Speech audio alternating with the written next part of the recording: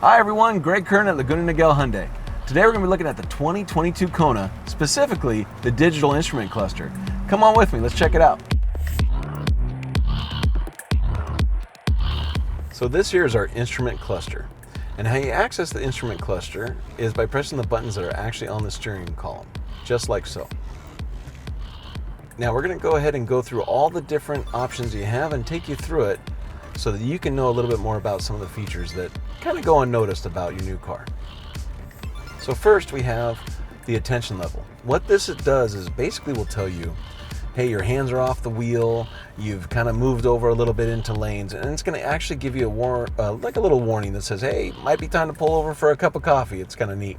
As you see, there's a little coffee picture there in the middle, and that will illuminate, and I believe it's orange, and it'll tell you, hey, go ahead and pull over and take a coffee break. Coffee, whatever, but just get yourself back on the road with a little relaxation beforehand. So it'll say last break also. That last break is going to tell you last time you pulled aside and took a break from driving. Really to keep us awake at the wheel, okay? So now we can actually go ahead and take the button and go down, and that'll give us options for the settings of the vehicle as well. Okay, we'll cover that a little bit later.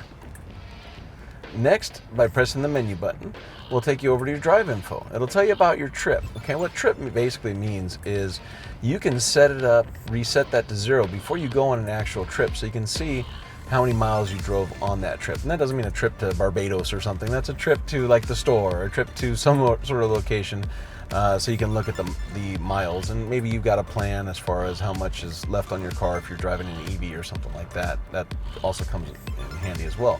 And then below that you'll see those lines there. That's because we had reset this before we did this video, but that's the average miles per gallon on this particular gas model vehicle. And then timer for how long you've been driving as well. Here you can see another mode where it'll tell you about your stats since you actually refueled the vehicle with gas. It'll tell you the trip, how many miles you went on that, as well as average miles per gallon and how long that trip was. That's also really good for figuring out your gas mileage to make sure that it's working great, okay, based off the way you're driving. You press down again and you can see that there's also an accumulated total. All of these can be reset. As you see down at the bottom there underneath timer, you'll see hold OK to reset. You just go ahead and hold the button and that'll reset it for you. Obviously everything's already at 0, it's already been reset, but it'll take it to 0. Okay? Press down again, you can go ahead and reset that as well. And that's also another timer. And then there's your miles per hour. So this will tell you how fast you're going if you want to have it in there, as well as the speedometer on the left, you can see also will be there too. But if you like it digital, so you can see the numbers instead of looking at the gauges, then you can do that as well. Okay, and then takes you back to the very beginning. So now we're going to go ahead and we'll go over by pressing this button here, and you can see now you have a compass, north, south, east, west, of course. And then you go ahead and press the button one more time, and then now you're on tire pressure. I absolutely love having a tire pressure gauge here, and the reason for that is in certain temperatures, as the car goes from hot to cold or cold to hot, you will see that the tire pressure light will come on, and that's because air has escaped from the vehicle's tire, and that's due to the elements. And you sometimes don't know why. It could also be because there's a nail in the tire or some sort of hole in the tire and it's doing a slow leak or heavy leak. With this tire pressure gauge, what you're able to do is actually see what tire is actually low, and to see what the pressure is. So that will give you that information. So if you do have to fill it up, or if you think that there's a hazard with the tire, you can go and inspect that individual tire as well. Another instrument cluster feature I want to show you today is your smart cruise control feature. Now, I'm going to go ahead and show you more in depth on this in another video when we're actually on the road.